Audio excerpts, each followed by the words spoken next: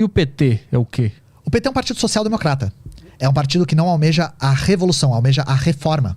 Mas almejava antes e abandonou ou nunca almejou? Nunca almejou, nunca almejou. Só a questão de que a existência de um bloco socialista fazia com que o PT tivesse um discurso mais combativo. Então a gente vê, por exemplo, o Lula na década de 80 falando em socialismo. Falando em socialização dos meios de produção. Só que como?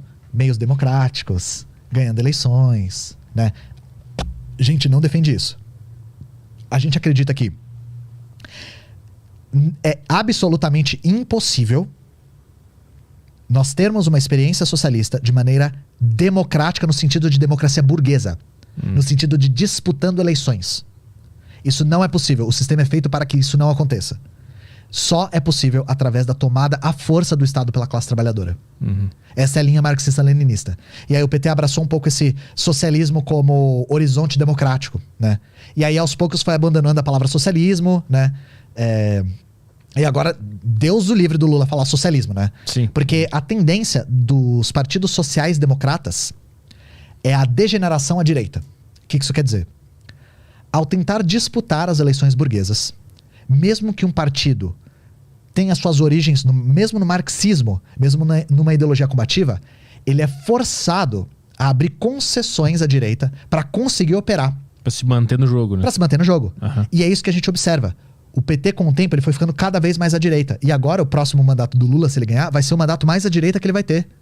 Porque com o tempo, porque tudo que é de ingerência política dentro do Estado é, de uma certa forma, uma concessão da burguesia, tanto que quando a burguesia ficou insatisfeita, deu impeachment na mulher e prendeu o homem, né? Isso tudo a gente sabe que foi uma questão de mudança política. O impeachment na Dilma foi para continuar um projeto de neoliberalização da economia, e a prisão do Lula foi para impedir que ele ganhasse.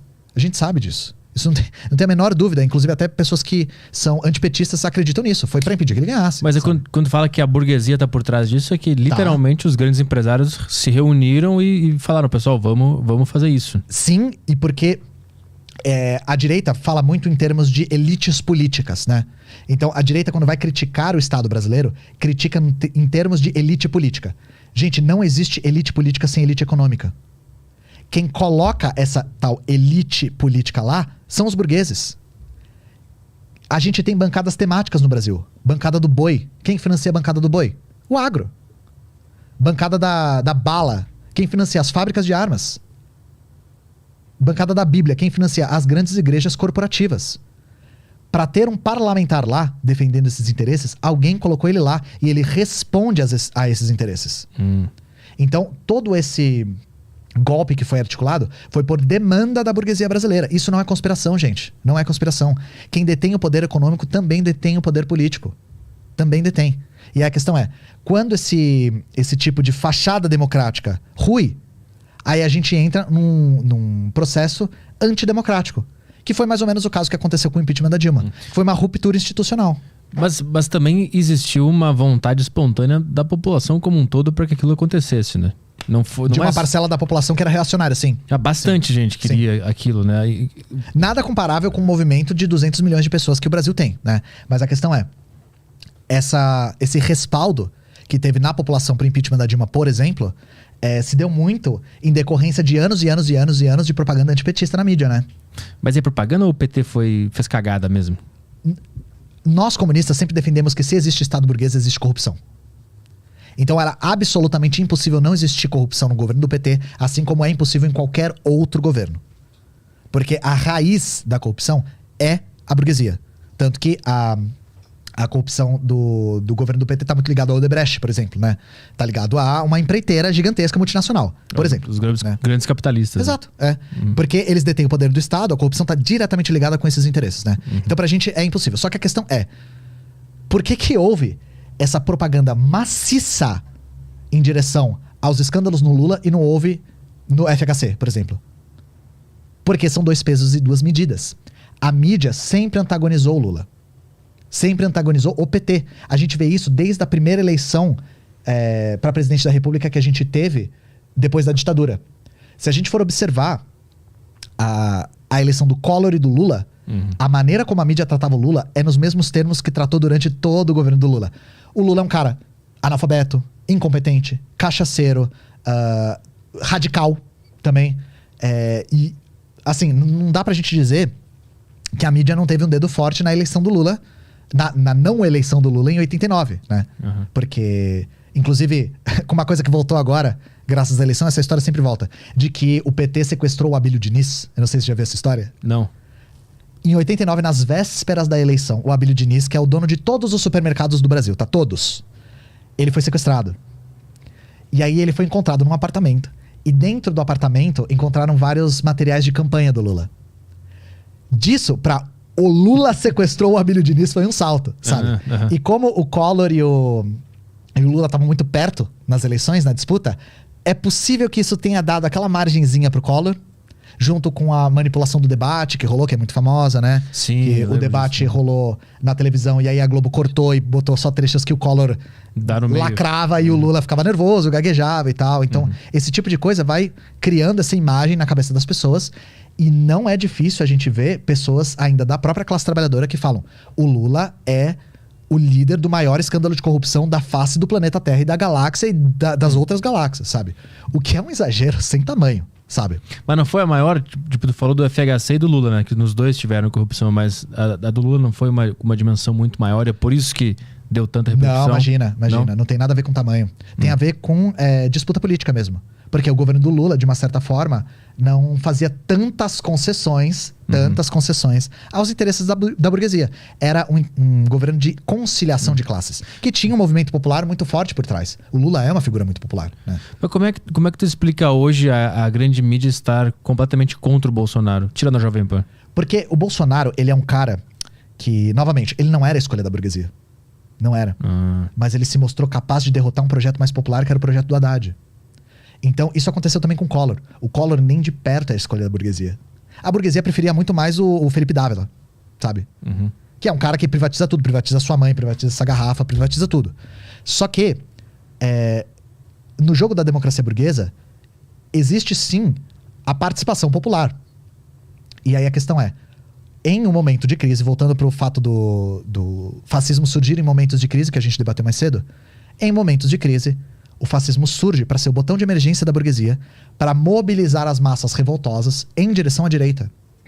O Bolsonaro se mostrou capaz de fazer isso. E aí a questão é, o Bolsonaro ele dá um 180 imenso, porque antes ele era um estatista. Se você observar o discurso do Bolsonaro anterior a ele vencer as eleições, ele falava em patrimônio nacional, porque ele tinha uma visão muito mais do desenvolvimento da época da ditadura, de grandes empreitadas por parte do Estado, sabe? Ele era bem nacionalista, eu lembro que até comparava ele com o Enéas. Sim, muito. Comparava ele muito com o Enéas, e ele falou que admirava muito o Enéas também. Tem até ele falando, é impressionante. Tem uma entrevista do Bolsonaro falando que ele gosta do Hugo Chávez. Porque o Hugo Chávez era militar, porque ele defendia a indústria nacional. Pra você ver o nível. E aí, qual que era a ideia? A burguesia falou, beleza, a gente vai pegar esse cara, e esse cara que vai ganhar.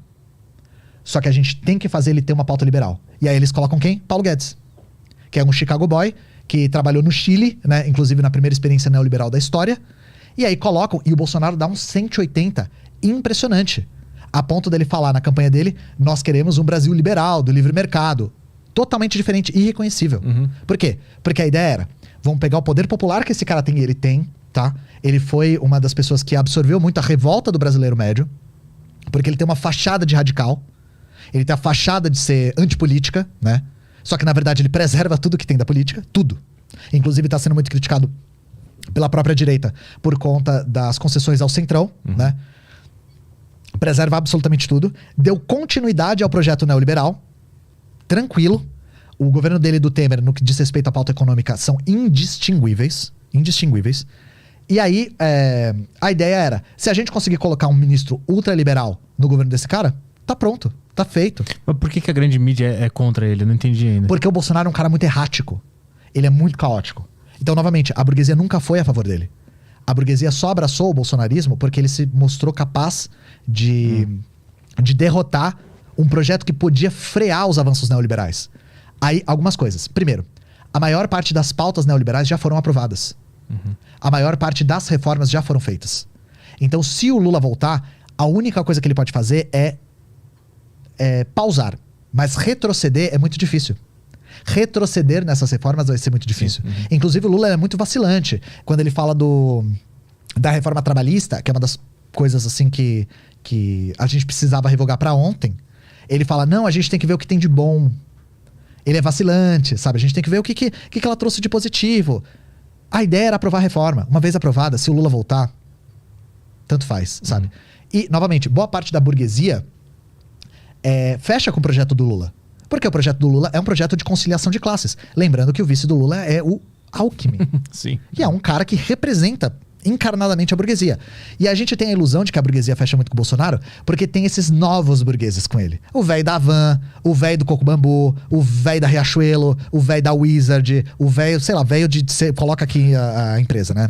Mas a velha burguesia, o old money, assim... Primeiro que pra eles vai mudar muito pouco porque as reformas já foram feitas. Segundo, eles conseguem controlar o Lula. Como conseguiram na época. A velha burguesia, a mídia tá dentro dessa... Sim, a velha burguesia usa muito a mídia como seu veículo. É que então, a mídia nunca foi a favor do Bolsonaro, né? A burguesia clássica nunca foi, pelo que eu tô entendendo. Então, o Bolsonaro nunca foi a primeira escolha da burguesia. A burguesia abraçou o Bolsonaro porque ele se mostrou capaz de derrotar o Haddad. Porque teve que abraçar? Porque era imparável também a força que ele tava tendo. Então é imparável, imparável. Falou, a gente vai abraçar esse cara porque ele é capaz de preservar os nossos interesses. Mas a burguesia nunca gostou dele. Só os velhos da Van e do Coco, só esses burgueses novos, né? Aí eles abraçam o bolsonarismo, faz o vinho do mito, né? Faz essas coisas, essas palhaçadas e tal. Mas a velha burguesia fez com o fascismo o que ela faz sempre, que é usá-lo como botão de emergência, não como primeira escolha. Para frear o movimento trabalhador, a organização da classe trabalhadora, a burguesia se alia até com o capeta.